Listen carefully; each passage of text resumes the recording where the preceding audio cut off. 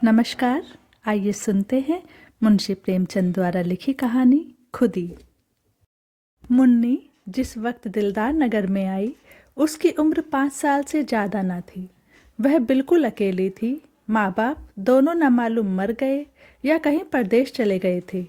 मुन्नी सिर्फ इतना जानती थी कि कभी एक देवी उसे खिलाया करती थी और एक देवता उसे कंधे पर लेकर खेतों की सैर कराया करता था।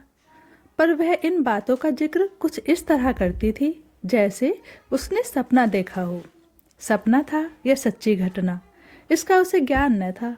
जब कोई पूछता तेरे माँ बाप कहाँ गए, तो वह बेचारी कोई जवाब न देती, उसकी बजाय रोने लगती और यूं ही उन सवालों को टालने के लिए एक तरफ हाथ उठाकर कहती ऊपर, कभी आसमान की तरफ देखकर कहती वहाँ। इस ऊपर और वहाँ से उसका क्या मतलब था यह किसी को मालूम न होता। शायद मुन्नी को यह खुद भी मालूम न था। बस एक दिन लोगों ने उसे एक पेड़ के नीचे खेलते देखा और इससे ज़्यादा उसकी बाबत किसी को कुछ पता न था। लड़की की सूरत बहुत प्यारी थी। जो उसे देखता मोह जाता। उसे खाने पीने की कुछ फिक्र न रहती। जो कोई बुलाकर कुछ दे देता वही खा लेती और फिर खेलने लगती। शक्ल सूरत से वह किसी अच्छे घर की लड़की मालूम होती थी। गरीब से गरीब घर में भी उसके खाने को 2 कोर और सोने को एक टाट के टुकड़े की कमी न थी। वह सबकी थी, उसका कोई न था। इस तरह कुछ दिन बीत गए। मुन्नी अब कुछ काम करने के काबिल हो गई।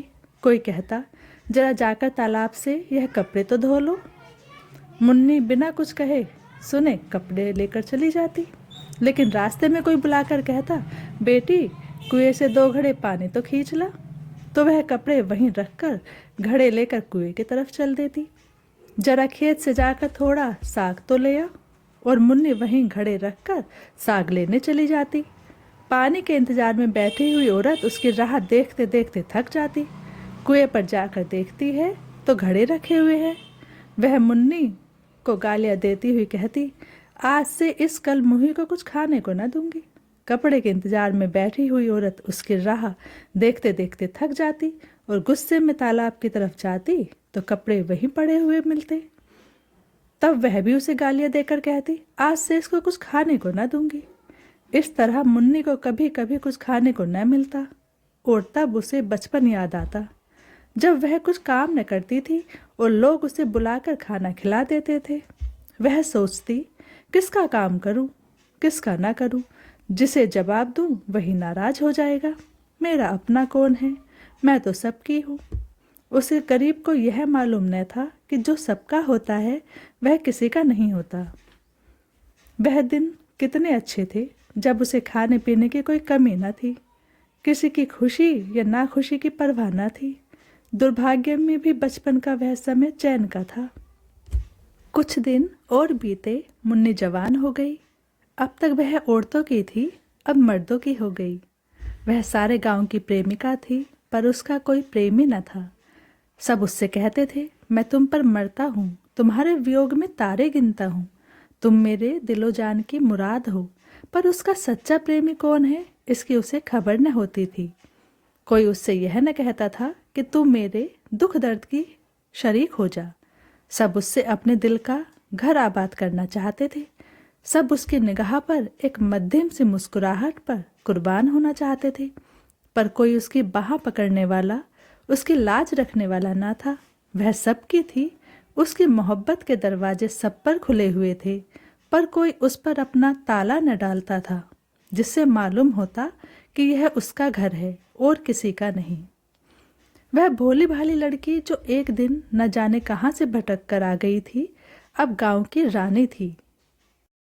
जब वह अपने उन्नत वक्षों को उभार कर रूप गर्व से गर्दन उठाए नजाकत से लचकती हुई चलती, तो मन चले नौजवान अपना दिल थाम कर रह जाते, उसके पैरों तले आंखें बिछाते। कौन था जो उसके इशारों पर अपने जान न निसार कर देता। वह अनाथ लड़की जिसे कभी गुड़िया खेलने को न मिली, अब दिलों से खेलती थी।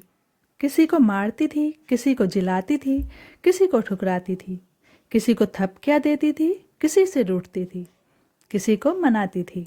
इस खेल में उसे कत्ल और खून का सा मजा मिलता था। अब पासा पलट गया था। पहले वह सबकी थी, कोई उसका न था। अब सब उसके थे, वह किसी की न थी। उसे जिस चीज की तलाश थी वह कहीं न मिलती थी। किसी में वह हिम्मत न थी जो उससे कहता, आज से तू मेरी है। उस पर दिल न्यौछावर करने वाले बहुत थे, सच्चा साथी एक भी न था। असल में उन सरफिरों को वह बहुत नीची निगाह से देखती थी। कोई उसकी मोहब्बत के काबिल न था। ऐसे पस्त हिम्मतों को वह खिलौने से ज़्यादा महत्व न देना चाहती थी, जिनका मारना और जिलाना एक मनोरंजन से अधिक कुछ नहीं। जिस वक्त कोई नौजवान मिठाइयों के थाल और फूलों के हार लिए उसके सामने खड़ा हो जाता तो उसका जी चाहता मुंह नोच लूं। उसे वह चीज़ें कालकूट हलाहल जैसी लगती। उनकी जगह वह रूखी रोटियां खाना चाहती थी। सच्चे प्रेम में डूबी हुई गहनों और अशर्फियों के ढेर उसे बिच्छू के डंक जैसे लगते। उनके बदले वह सच्ची दिल के भीतर से निकली हुई बातें चाहती थी, जिनमें प्रेम की गंध और सच्चाई का गीत हो। उसे रहने को महल मिलते थे, पहनने को रेशम, खाने को एक से एक व्यंजन, पर उसे इन चीज़ों की आकांक्षा न थी। उसे आकांक्षा थी फूस के झोपड़े, मोटे छोटे सूखे खाने। उसे प्राणघातक सिद्धियों से प्राण पोषक निषेध कहीं ज़्यादा प्रिय थे। खुली हवा के मुकाबले में बंद पिंजरा कहीं ज़्यादा चहेता। एक दिन एक परदेसी गांव में आ निकला। बहुत ही कमजोर दीनहीन आदमी था। एक पेड़ के नीचे सत्तू खाकर लेटा। एकाएक मुन्नी उधर से जा निकली। मुसाफिर को देखकर बोली, कहाँ जाओगे? मुसाफिर ने बेरुखी से जवाब दिया, जहन्नुम। मुन्नी ने मुस्कुराकर कहा, क्यों, क्या दुनिया में जगह नहीं? औरों के लिए होगी, मेरे लिए नहीं। दिल पर कोई चोट लगी है? मुसाफिर ने जहरीली हंसी हंसकर कहा, बदनसीबों की तकदीर में और क्या है, रोना धोना और डूब मरना, यही उनकी जिंदगी का खुलासा है। पहले 2 मंजिल तो तय कर चुका, अब तीसरी मंजिल और बाकी है। कोई दिन वह पूरी हो जाएगी। ईश्वर ने चाहा तो बहुत जल्द। यह एक चोट खाए हुए दिल के शब्द थे। जरूर उसके पहलू में दिल है, वरना यह दर्द कहाँ से आता। मुन्नी बहुत दिनों से दिल की तलाश कर रही थी। बोली, कहीं और वफा की तलाश क्यों नहीं करते?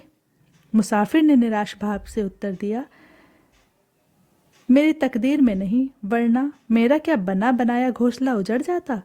दौलत मेरे पास नहीं, रूप रंग मेरे पास नहीं, फिर वफा की देवी मुझ पर क्यों मेहरबान होने लगी? पहले समझता था वफा दिल के बदले मिलती है, अब मालूम हुआ और चीज़ों की तरह वह भी सोने चांदी से खरीदी जा सकती है। मुन्नी को मालूम हुआ मेरी नज़रों ने धोखा खाया था। मुसाफिर बहुत काला नहीं, सिर्फ सांवला है। उसका नाक नक्शा भी उसे आकर्षक जान पड़ा। बोली, नहीं, यह बात नहीं, तुम्हारा पहला ख्याल ठीक था। यह कहकर मुन्नी चली गई। उसके हृदय के भाव उसके संयम से बाहर हो रहे थे। मुसाफिर किसी ख्याल में डूब गया। वह इस सुंदरी की बातों पर गौर कर रहा था। क्या सचमुच यहाँ वफा मिलेगी? क्या यहाँ भी तकदीर धोखा न देगी? मुसाफिर ने रात उसी गांव में काटी। वह दूसरे दिन भी न गया। तीसरे दिन उसने एक फूस का झोपड़ा खड़ा किया। मुन्नी ने पूछा, यह झोपड़ा किसके लिए बनाते हो? मुसाफिर ने कहा, जिससे वफा की उम्मीद है। चले तो न जाओगे? झोपड़ा तो रहेगा। खाली घर में भूत रहते हैं।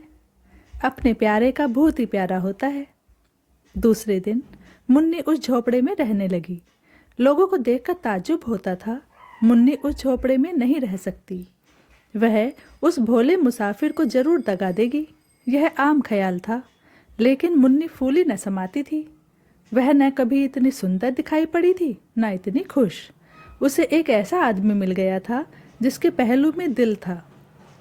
लेकिन मुसाफिर को दूसरे दिन यह चिंता हुई कि कहीं यहाँ भी वही अभागा दिन न देखना पड़े। रूप में वफा कहाँ? उसे याद आया, पहले भी इसी तरह की बातें हुई थी, ऐसी ही कसम खाई गई थी, एक दूसरे से वादे किए गए थे, मगर उन कच्चे धागों को टूटते कितनी देर लगी? वह धागे क्या फिर न टूट जाएंगे? उसके क्षणिक आनंद का समय बहुत जल्द बीत गया और फिर वही निराशा उसके दिल पर छा गई। इस मरहम से भी उसके जिगर का जख्म न भरा। तीसरे रोज वह सारे दिन उदास और चिंतित बैठा रहा और चौथे रोज लापता हो गया। उसकी यादगार सिर्फ उसकी फूस की झोपड़ी रह गई। मुन्नी दिन भर उसकी राह देखती रही। उसे उम्मीद थी कि वह जरूर आएगा, लेकिन महीनों गुजर गए और मुसाफिर न लौटा। कोई खत भी न आया, लेकिन मुन्नी को उम्मीद थी वह जरूर आएगा। साल बीत गया, पेड़ों में नए नए कोपले निकली, फूल खिले, फल लगे, काली घटाएं आई, बिजली चमकी, यहाँ तक कि जाड़ा भी बीत गया और मुसाफिर न लौटा। मगर मुन्नी को अब भी उसके आने की उम्मीद थी। वह जरा भी चिंतित न थी, भयभीत न थी। वह दिन भर मजदूरी करती और शाम को झोपड़े में पड़ी रहती। लेकिन वह झोपड़ा अब एक सुरक्षित किला था, जहाँ सिर्फ फिरो के निगाह के पाँव भी लंगड़ा हो जाते थे। एक दिन वह सर पर लकड़ी का गट्ठा लिए चली आती थी। एक रसिये ने छेड़खानी की। मुन्नी, क्यों अपने सुकुमार शरीर के साथ यह अन्याय करती हो? तुम्हारी एक कृपा दृष्टि पर इस लकड़ी के बराबर सोना न्यौछावर कर सकता हूँ। मुन्नी ने बड़ी घृणा के साथ कहा, तुम्हारा सोना तुम्हें मुबारक। यहाँ अपनी मेहनत का भरोसा है। क्यों इतना इतराती हो? अब वह लौट कर न आएगा। मुन्नी ने अपने झोपड़ी की तरफ इशारा करके कहा, वह गया कहाँ जो लौट कर आएगा? मेरा होकर वह फिर कहाँ जा सकता है? वह तो मेरे दिल में बैठा हुआ है। इसी तरह एक दिन एक और प्रेमी जन ने कहा, तुम्हारे लिए मेरा महल हाजिर है, इस टूटे फूटे झोपड़े में क्यों पड़ी हो? मुन्नी ने अभिमान से कहा, इस झोपड़े पर 1,00,000 महल न्यौछावर है। यहाँ मैंने वह चीज पाई है जो और कहीं न मिली थी और न मिल सकती है। यह झोपड़ा नहीं है, मेरे प्यारे का दिल है। इस झोपड़े में मुन्नी ने 70 साल काटे। मरने के दिन तक उसे मुसाफिर के लौटने की उम्मीद थी। उसकी आखिरी निगाह दरवाजे की तरफ लगी हुई थी।